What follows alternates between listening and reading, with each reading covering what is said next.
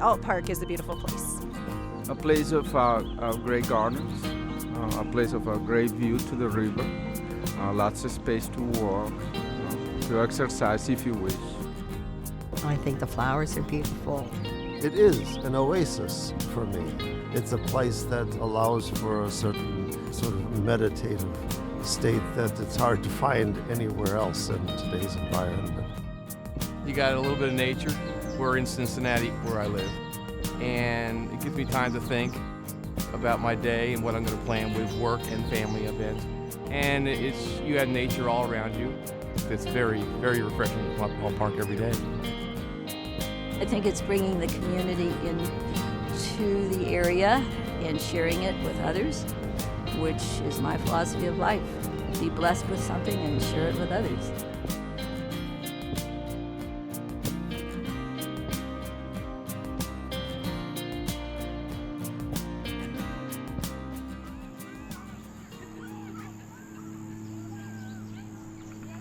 Ault Park is considered one of our regional parks. We call it a regional park because it's throughout the whole Cincinnati region, people come to visit it.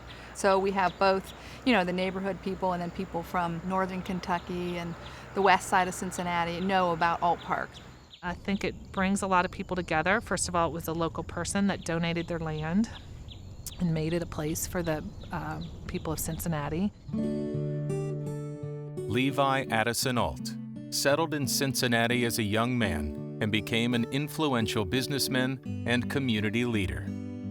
His connection to the park system began in 1908, when he became the first leader of the Board of Park Commissioners.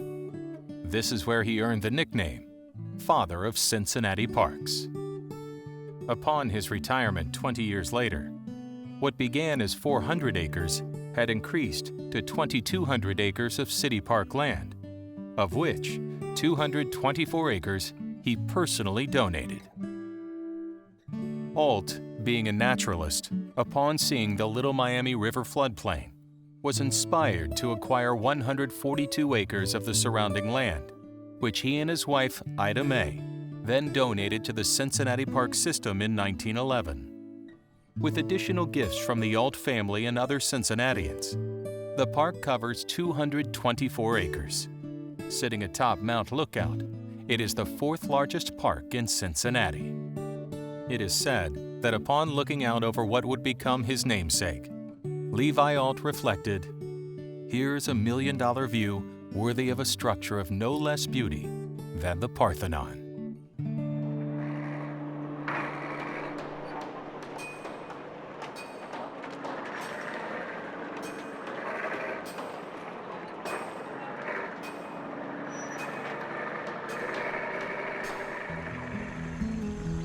Some of the most beautiful buildings in Cincinnati Parks are our Italian Renaissance style pavilions in Ault Park, Mount Echo, and Alms Park.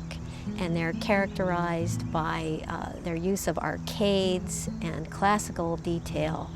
And it's very representative of the robust economy during the 1920s, and also the climax of the American Renaissance or City Beautiful movement, which started 30 years earlier in the 1890s. The Ault Park Pavilion is probably the most prominent of all of them, and it is set on top of a hill with stairways going down, flanking a magnificent cascade, and the stairs go down into a formal garden. Dedicated in 1930, the Grand Pavilion stands as the centerpiece of the park. A gorgeous limestone pavilion with beautiful veranda to look out and have a huge view. We hope someday one of our kids will get married and have a reception here because it's kind of where they've grown up, and it's a great place. The original formal gardens were designed by George Kessler, who originated Cincinnati's first comprehensive park plan. That plan was later modified by A.D. Taylor. Albert D. Taylor was a very prominent landscape architect who was based in Cleveland, and he was consultant to the Cincinnati Park Board from 1921 to 1943. And he was a proponent of formal park planning, which was characterized by geometric layouts and symmetry and classical forms. When Ault Park was originally designed as part of the master plan, the design had 2 formal gardens on either side of the concert green. And back in the 19-teens, when it was done, formal gardens were very popular in design and style. The gardens had annuals, peonies, and iris growing around English oaks, which surrounded the large green. In 1958, the North Garden was redesigned into a rose garden. The old rose garden is a collection of old-fashioned antique roses that were donated and planted throughout the garden here. And originally, the garden design was basically just the old-fashioned roses and a collection of trial dahlias from the Dahlia Society. At one time, it was thought that the rose garden had 25,000 roses in it.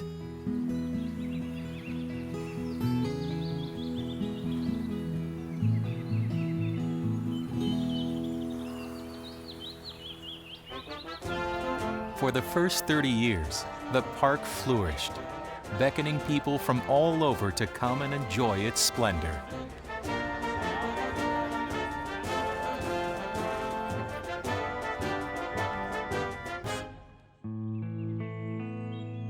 The 1960s found the city in economic hard times, which meant that the parks began to suffer.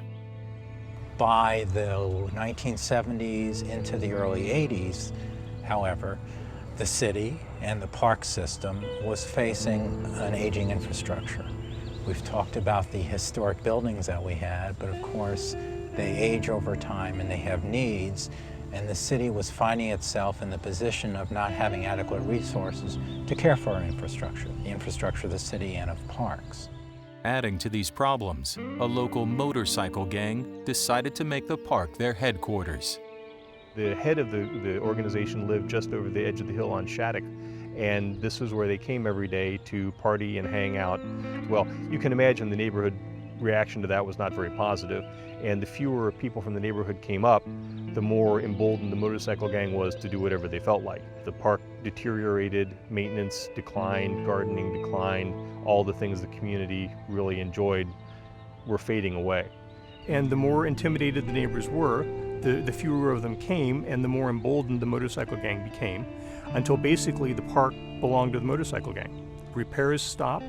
Of course, the pavilion, for all of its beauty, requires a fair amount of ongoing maintenance because of its design, and that maintenance didn't happen.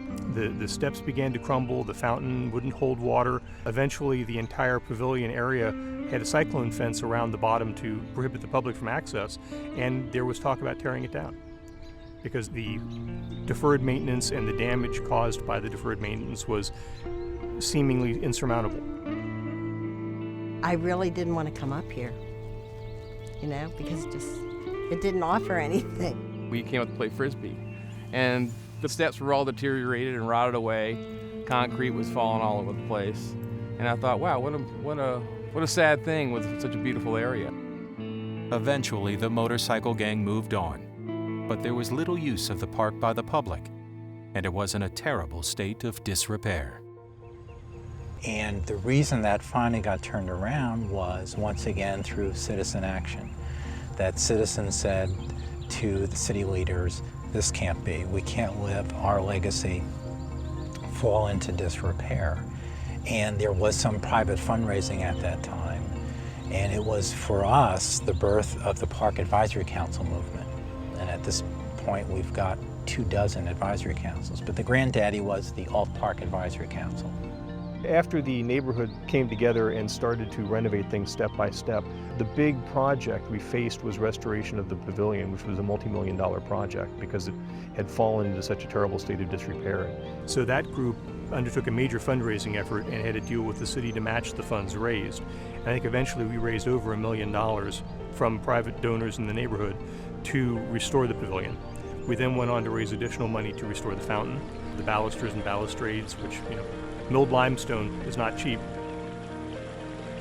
My grandkids, they just love the water when it's running down the steps, and they like to run up to the top of that building up there and look down and see all the different things that's going on. My 4 grandchildren who live here right on the edge of the park. I've been strolling them since they were babies. I've played imaginative play at the top of the pavilion, which reminds me of the one in Vienna, Austria, a beautiful pavilion up on a hill. Not only did the pavilion suffer from budget cuts, so did the gardens. The Old Rose Garden lost many of its plants. However, through donations from their personal collections, community members and the Parks Department added new. So today, the park has an outstanding collection of old roses. Within the city, this is probably one of the most extensive garden areas within the park department as far as the size and maybe the variety of flowers that you're going to find. 15 years ago when I first started up in this garden, the overall concept was to make the garden as diverse as possible with plant material to attract as much diversity and wildlife, including, birds, insects, and whatever else, you could bring into a garden. Because a garden is actually more than just a collection of plants. It's actually a collection of everything that lives within that garden. The lizards in the garden here are Podarcis muralis, or the common European wall lizards. And they were brought here to the Cincinnati area by the Lazarus family. They're commonly called Lazarus lizards around here. The children brought them back from Italy when they were vacationing there years ago. And they escaped, and they've just spread throughout the city, from that point. It's fun to come up here and just walk the gardens and see what's blooming, and we've taken lots of family photos up here. It's just a beautiful, mature garden. Beautiful trees, beautiful plants, and well taken care of. The park board volunteers played an important role in the rebirth of the park. This group of concerned citizens helped restore not only the pavilion, but the gardens. In 1980, they created the Adopt a Plot program. The idea came that we would solicit the residents from the community who had interest in gardening and divide the formal garden on this side of the concert green into a bunch of separate tracts which each individual could maintain in their own vision. I was up here one day with some friends and saw, the tags. And so I called the Ault Park Advisory Council and said I was interested in adopting a garden, and there was one available. So I started working on that, and then of course I got hooked and found a few other gardens that might have needed a little help, and made some phone calls and found out that a few more were available. So it snowballed, and now I have a few. It's so much fun because when you come up here, you meet so many people because there's always events going on at the park. There's just families walking around, and people want to know what you're doing, so they stop and talk to you. So when I come up here, I get to garden, and it just helps reinforce the sense of community that parks are here to create for us. The Adopt-A-Plots allow the community in this area, Hyde Park, Mount Lookout, the other surrounding neighborhoods, to partake in the park itself. So we can take ownership in it, and I think that's really exciting because, as you know, parks in general, they just add value to our life. It improves the quality of our life, and allowing people to provide a little beauty to others is quite a privilege, I think. In the continuing efforts to rehabilitate the park, in 1985, the Greater Cincinnati Tree Council created Trees for Your Yard Arboretum. Ault Park has a wonderful arboretum of trees that have signage and with the Latin name and the common name, and it's a great place to shop for a tree for your yard. You can see what it'll look like in any season. If you notice a tree that you didn't know much about, you can go identify it. So it is great for homeowners to figure out what they want to plant somewhere. It's also great for school projects, and it's a great way to educate all of us. In the center of the gardens is the concert green, dedicated to George Smitty Smith in 1987. He led his band at the 4th of July concerts for 50 years. The fireworks is a neighborhood event, which I think for a volunteer organization sponsoring fireworks, it's a pretty spectacular show. The Heakin Overlook takes its name from James and Mary Heakin. James owned several mercantile businesses in Cincinnati in the late 1800s. In 1911, his widow sold the Heakin farm to Levi Ault. The farm is now part of the park. There was an overlook built back in the 1930s as part of a WPA project that had deteriorated pretty substantially over time. And so Ault Park Advisory Council created a vision to build a new, nicer, better overlook. And the Heekin family very generously contributed some substantial funding for that project. So we were able to build the overlook with the pergola. We then got some extra money through our state government to plant some additional landscaping around the area.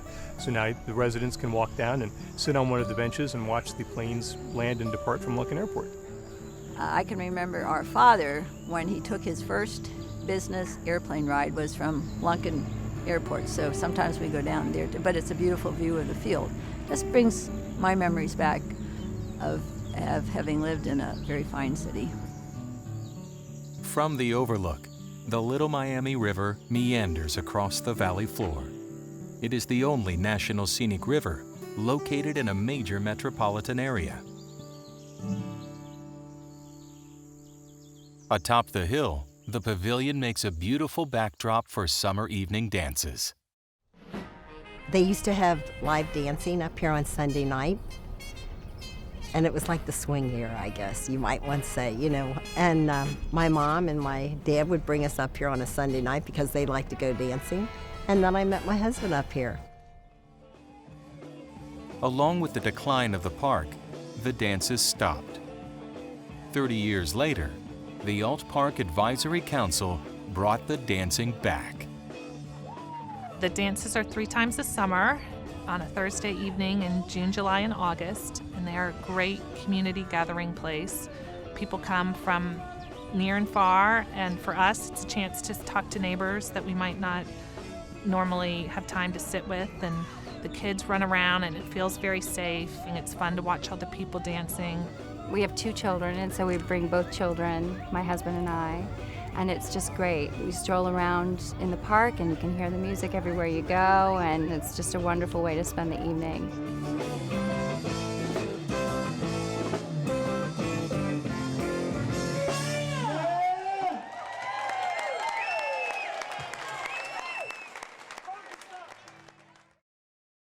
People still go to their parks for the basic reasons, you know, to recreate, to spend time with family, to get away from it all for a little while. But uses have changed over the years. There is a bike club here in Cincinnati that has competitions, and they have practices and then competitive races around the oval surrounding the concert green and the pavilion. And you can come and see people go way faster on bicycles than I think is safe, but they're happy, so I'm okay.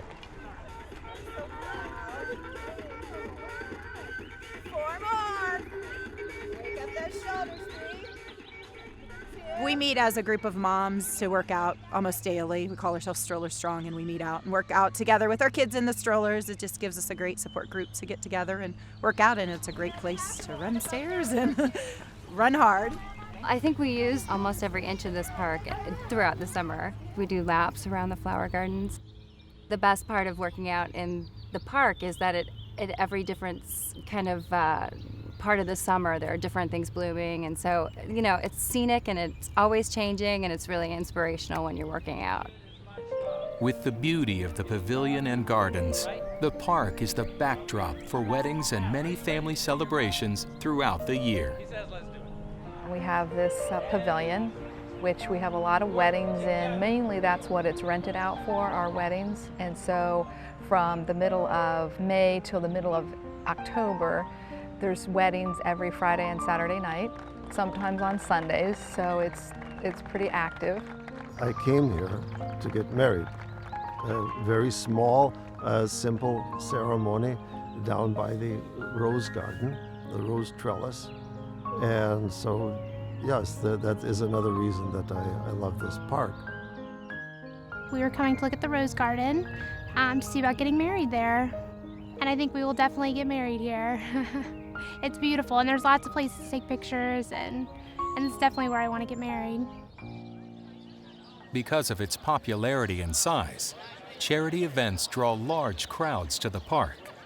The Concours d'Elegance, which is a charity car show, draws cars from many, many states away and is a fabulous opportunity to see every make and model of interesting and vintage and new car, from Duesenbergs to Ferraris and everything in between. They have their event each June here in the park. They line the cars up in the concert green and the side gardens and all over the place. The scope of it is astounding. And it's a great opportunity for the community to benefit and use the park, and a great opportunity for the concourse to raise money for their charity. Well, the Reggae Run is, it's the most miserable fun you could ever possibly have. It's a 3-mile race, and the last 1.5 miles is straight uphill.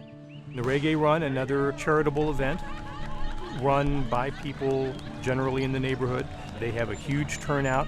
There's a party that happens to contain a race, and they have a great time. It's a big event, and it has a great following along the lines of the Flying Pig, not quite that big obviously, but is loyal, I believe, is passionate by the supporters. Today, the park brings a new generation of enthusiasts, and hopefully, the next generation of patrons. I bring my children out to play. I have a 2-year-old and a 4-year-old. Gets them good and tired.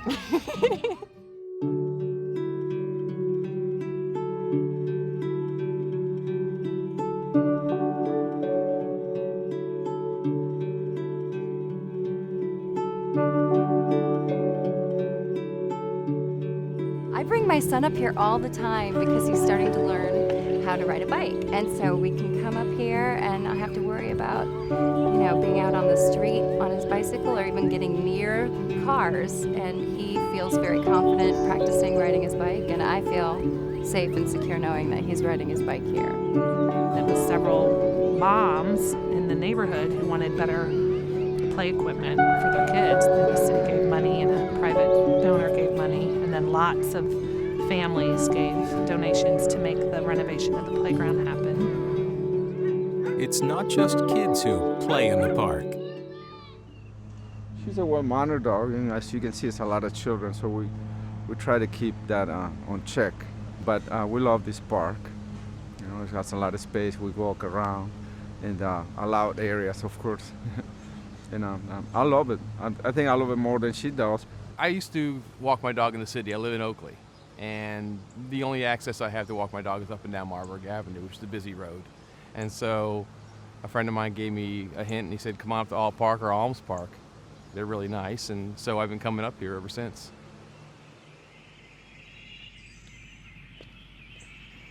This is about a 224-acre park, and the trail system is extensive, so we have a lot of people that just hike the trails or run the trails or walk their dogs through the trails, so that's a beautiful system. The most recent addition to the park is the Centennial Shelter, built and dedicated to celebrate Ault Park's 100th anniversary in 2011.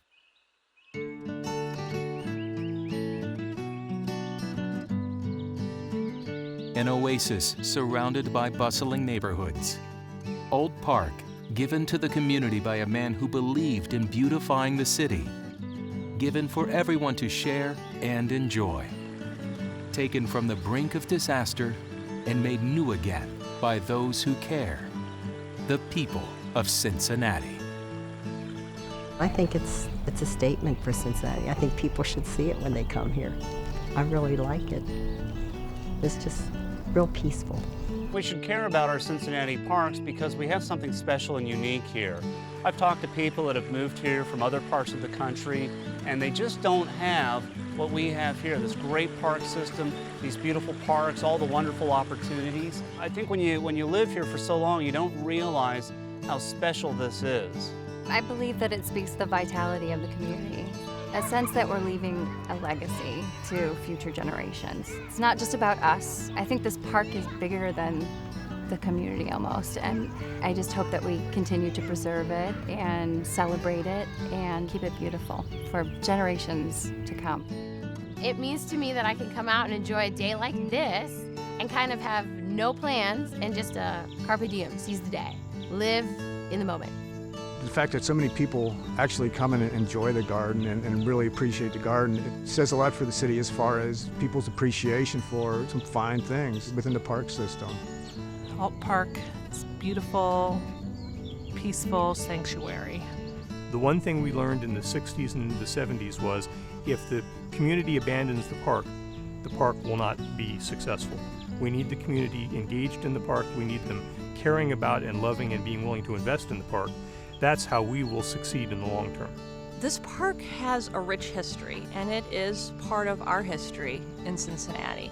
And whenever you start to let a park or any part of the neighborhood go into decline, it affects your neighborhood, it affects your family, it affects your quality of life. So it's important that we just keep these going, that we keep them intact, that we keep them beautiful so that we can enjoy them, and then also our friends and family can enjoy them, and future generations can enjoy them as well.